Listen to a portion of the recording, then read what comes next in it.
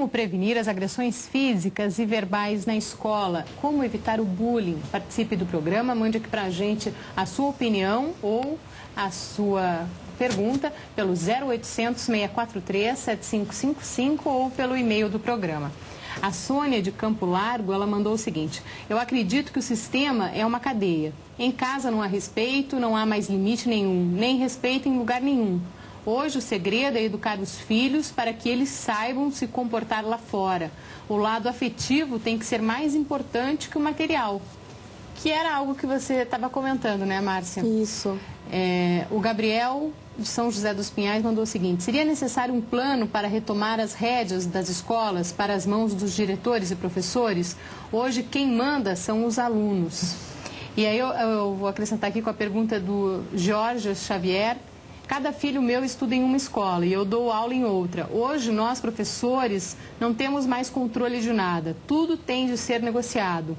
Eu quero saber, como pai, não como professor, por que os diretores não fazem como antigamente, ou seja, punem os alunos mais rigorosamente.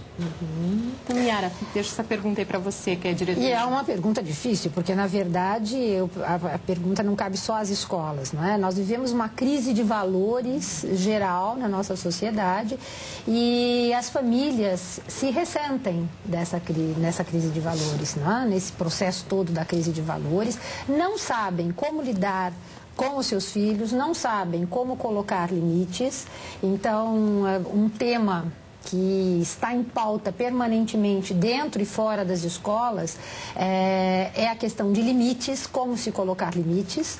É um tópico que não está resolvido para nenhuma pessoa, para ninguém está resolvido, mas limite é fundamental. Então, toda escola precisa fazer valer as regras e os limites. Eu dizia antes que a escola é o primeiro passo da criança na sociedade. Ela ensaia essa entrada na sociedade através dessa situação escolar. Então, ela aprende que na escola existem regras, da mesma forma que na nossa sociedade existem leis. E ela deve respeitar essas regras. Quando ela não respeita a regra, ela tem que receber algum tipo de, se não é uma punição, que não seja a punição, mas isso tem que ser alertado, tem que ser mostrado. Afinal de contas, nós estamos trabalhando com educação. Então, o nosso objetivo não é trabalhar a partir da punição, mas é através da construção de limites, da construção de regras, fazendo valer essas regras. Então, esse é a dinâmica fundamental que deve acontecer dentro das escolas. E como faz trabalhar isso se dentro de casa os pais perderam essa noção de dar limite para os filhos? A situação aparece mais grave na escola, então. E aí, quando aparece mais grave, é muito interessante que as crianças que muitas vezes têm muitas dificuldades com limites em casa, elas conseguem cumprir os limites dentro da escola. Por que acontece isso, então? Então, o problema não está na criança em si, mas é na forma como essa criança convive com os seus pares. E, principalmente, na forma como a questão limites é conduzida junto a ela. Então, porque o limite, ele acontece dentro de uma relação, né? Tanto que é super comum a gente ouvir: quando seu pai voltar em casa, você vai ver o que vai te acontecer.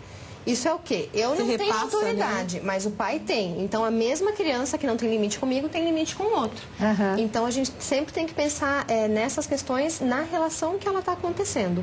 Então, pode ser, às vezes, que em casa ele seja super reprimido e obedeça, e aí chega na escola e solta, né, tudo. E o contrário também acontece. Em casa ele é totalmente solto, mas a relação é tão boa com a professora, uma relação realmente de autoridade, não de autoritarismo, onde lá ele consegue entrar na linha, vamos dizer assim. Bruna, como é que você age quando um amigo seu passa por uma situação assim de ameaça verbal? Como é que você faz? O que você faz? Eu dou a minha cara a bater, eu defendo meu amigo e não deixo eles falarem mal. Porque se fosse o que tá xingando no lugar desse amigo meu, ele ia ficar tanto ofendido quanto o que ele estava falando. E eu pego e brigo com eles e falo assim: não é bem assim. Não é porque ele gosta disso e você não gosta que você tem que ficar brigando com ele, ofendendo ele. E não é fazendo isso que a gente vai conseguir alguma coisa. E tem amigos também que defendem esse tipo de coisa, como tem outros também que entram na onda desse que tá xingando, tá ofendendo. E acabam xingando junto. E acabam xingando junto. E eu vou lá e brigo com todo mundo e falo, não é bem assim. Porque se fosse com eles, eles não iam gostar. E você não tem medo, assim, de acabarem zombando de você também? Isso não acontece com você? Aconteceu? Não, já aconteceu. De eu estar defendendo um e falar assim, porque é protetora dos frascos e comprimidos. E não sei o quê. E falaram isso pra mim. Só que entre ter a amizade de um que seja, assim, querido com você, que te ajude também, e a amizade de outro, você sabe zombar com a cara de todo mundo, eu prefiro ter a amizade daquele outro e perder a amizade daquele que zomba com todo mundo, do que ter, assim, amizade com aquele que zomba e ser chamada assim, é que ela fala mal de todo mundo, ó. Entendeu? Isso que ela traz como exemplo é super legal, porque a maior parte das pessoas dentro da escola, dos alunos, elas são testemunhas do bullying. 60% mais ou menos, né? Não são nem agressores nem vítimas, mas percebem essas situações acontecendo. Às vezes fazem parte. Eles são atores também. Mas elas não estão diretamente envolvidas nessa situação de agressão. Por quê? Ou porque tem medo de serem as próximas vítimas, ou porque acham que não tem a ver com aquilo, ou acham que não vale a pena. E uma coisa que a gente incentiva muito no projeto Não Violência é essa coisa do apoio entre os pares, né? É fundamental. Se uma característica da vítima é se sentir solitária, mal, que ninguém gosta dela, que ninguém quer saber dela, poxa, que legal seria se a gente pudesse incentivar a amizade entre as pessoas, né? Tem uma das nossas escolas que faz, isso é comum em algumas escolas, todos os alunos novos que entram, eles recebem uma espécie de protetor, um anjo, um amigo que vai ajudá-los durante o ano. Isso vai fazendo com que os alunos se integrem de uma forma saudável e essas situações tendem a diminuir. Porque eu vejo, assim, quando tem essa questão de mudança de escola, muitas crianças têm medo de mudar, mas e que amigos que eu vou ter? Né? Porque eu vou estar sendo colocado diante de um grupo novo, essa situação vai me exigir uma adequação. A gente sabe que existem os rituais dentro dos grupos de passagem, que a gente chama, né?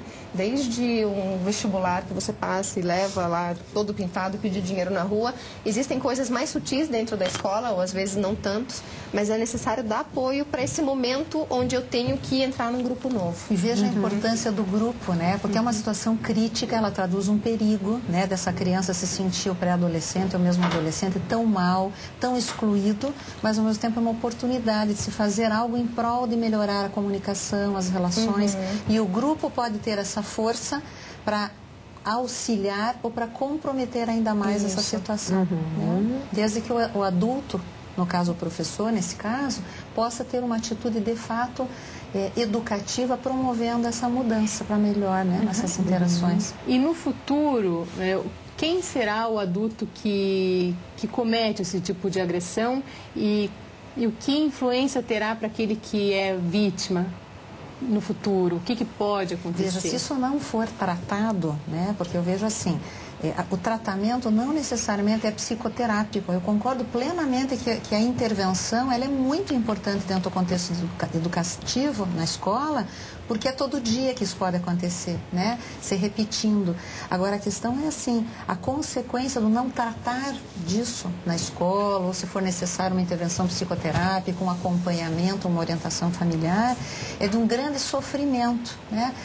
E pode, no que se refere ao agressor, vir a gerar condutas delinquentes, inclusive, né? Condutas antissociais na vidinha dele futura, tá?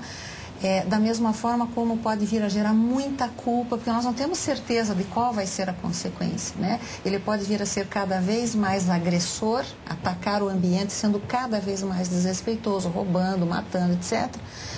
A vítima pode vir a ter N dificuldades, né? Uma depressão importante, distúrbios psicossomáticos importantes, vivenciar muita exclusão social, ter medo, pânico, né? Como também pode vir a desenvolver uma agressão, uma raiva imensa, que nós não sabemos em que momento vai aflorar, porque nós falamos que a vítima não põe para fora, né?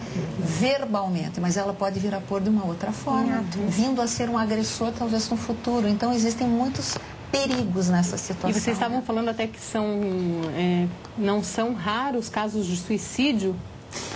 Não dá para dizer que não sejam, não é exatamente colocado dessa forma, mas aconteceram, inclusive, suicídios. A gente tem relatos de situações que chegaram a suicídios em função dessas situações de bullying. E os Estados Unidos hoje, né, que são um grande exemplo do bullying, eu sempre digo que a sociedade americana se diz tão evoluída, né, mas peca muito na questão educacional. Porque até hoje você tem situações de crianças que são adolescentes, que sofreram bullying no passado e que entram numa escola, aconteceu agora nos Estados Unidos nessa semana, né?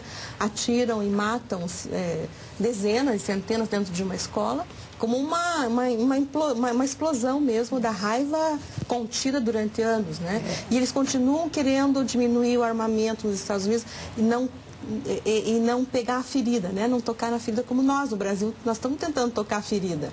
Não estamos tentando maquiar a situação, né? Agora, isso mostra que o bullying existe em qualquer tempo e em qualquer parte do mundo. Então, não é privilégio de ninguém. No entanto, uma escola não pode cometer o maior pecado, que é dizer, aqui não há bullying.